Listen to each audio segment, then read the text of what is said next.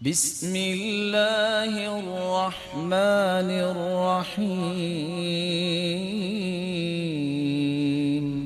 ثلاثة يدعون اللہ فلا يستجاب لهم، تین ایسے بدبخت ہیں وہ دعائیں بھی کریں اللہ ان کی دعاؤں کو قبول ہی نہیں کرتے۔ رجل كان له على رجل دين فلم يشهد عليه، کسی نے قرض دیا ہے، لکھا نہیں اور گواہ نہیں بنایا، یہ دعائیں بھی کرے اس کی دعائیں قبول نہیں ہوتی۔ ورجل كانت تحته امرأة سيئة الخلق فلم يطلقها، اس کی بیوی بد اخلاق ہے، نہ اسے سمجھاتا ہے، نہ اسے واعظ کرتا ہے اور نہ ہی اسے طلاق دیتا ہے، اس کی بھی دعا قبول نہیں ہوتی۔ اور اس سے بڑی بد اخلاقی کیا ہے کہ وہ نماز ہی نہیں پڑھتی۔ ورجل آتى ماله سفيها، قال ابن عباس رضي الله عنه السفهاء أي النساء والصبيان، بندے کو اللہ نے ذمہ دار بنایا ہے، وہ سن رشد کو ابھی اولاد نہیں پہنچی، مال ان کے سپرد کر دیتا ہے، عورتوں کے سپرد کر دیتا ہے، تم کاروبار کرو، ایسے شخص کی بھی اللہ دعا قبول نہیں کرتے۔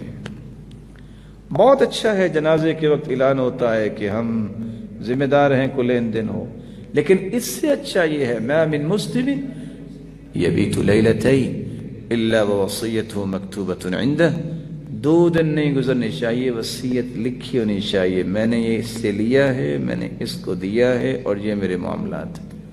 ایک اونٹ اللہ کے رسول صلی اللہ علیہ وسلم نے خریدا عداء ابن خالد ابن حوزہ سے، کہتے ادھر آؤ بیٹھ کے لکھو۔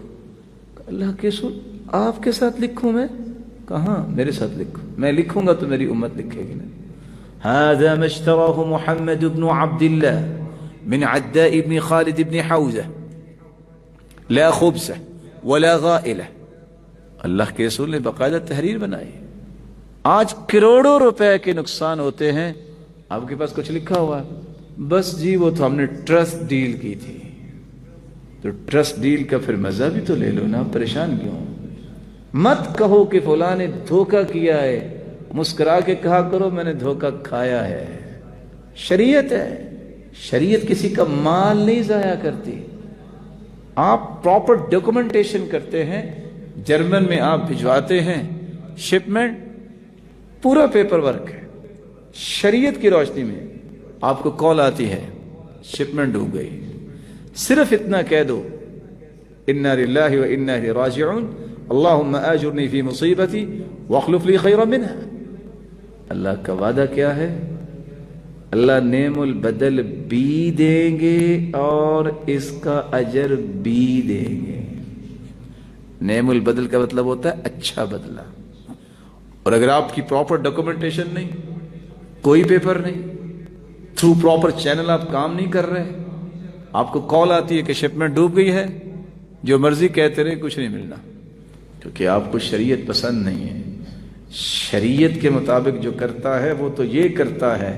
صحیح بخاری کی روایت ہے، جب ایک شخص نے قرض لیا، دوسرے نے دے دیا، کہتا ہے کوئی گواہ، کہتے اللہ گواہ ہے، مجھے تو اور کوئی جانتا ہے۔ وہ ڈر گیا، کس نے اللہ کو گواہ بنا لیا؟ اس نے 1000 دینار دے دیا، کہتے جس کا اللہ گواہ بن گیا اور کون ہے؟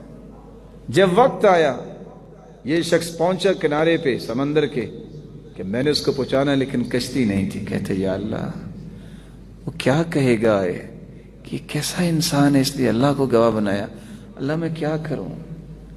انتظار کیا، کشتی نہیں آئی، اس نے لکڑی پکڑی، اس کو چیرا، رکا لکھا، 1000 دینار بھی ڈالا، بند کر کے لکڑی پانی کے حوالے کر دی، میرے مالک یہ میرے ایمان پہ تان ہوگا، یہ امانت ہے اس کی۔ ادھر سے وہ شخص بھی کشتی کے انتظار میں تھا کہ کب آتی ہے، وعدہ آ گیا ہے، کشتی آئی نہیں، کہتا لیٹ تو ہو گیا ہوں، چلو یہ لکڑی ہے اس کو پکڑ کے لے جا کے کوئی کھانا ہی پکاتے ہیں۔ لکڑی گھر لے کے گیا، جب چیرا تو خط اور 1000 دینار، اس کا فکر ابھی باقی ہے۔ کشتی پہ بیٹھا آ کے کہتا ہے یہ لو 1000 دینار اور 1000 دینار پیش کرتا، کہا وہ تو مل گیا تھا مجھے، کہا کیسے ملا؟ لکڑی لایا تھا، اس کو چیرا تو آپ کا خط بھی مل گیا اور 1000 دینار بھی مل گیا۔ جو اللہ پہ توکل کرتا ہے اللہ تو اس کی پھر حفاظت اس طرح بھی کرتے ہیں۔ لکھا کرو، گواہ بنایا کرو۔ اللہ کے سنے ابو بکر، عمر، عثمان و علی کو یہ حکم دیا ہے، ان جیسے نیک دنیا میں آئے کو نہیں۔ اشہد ان لا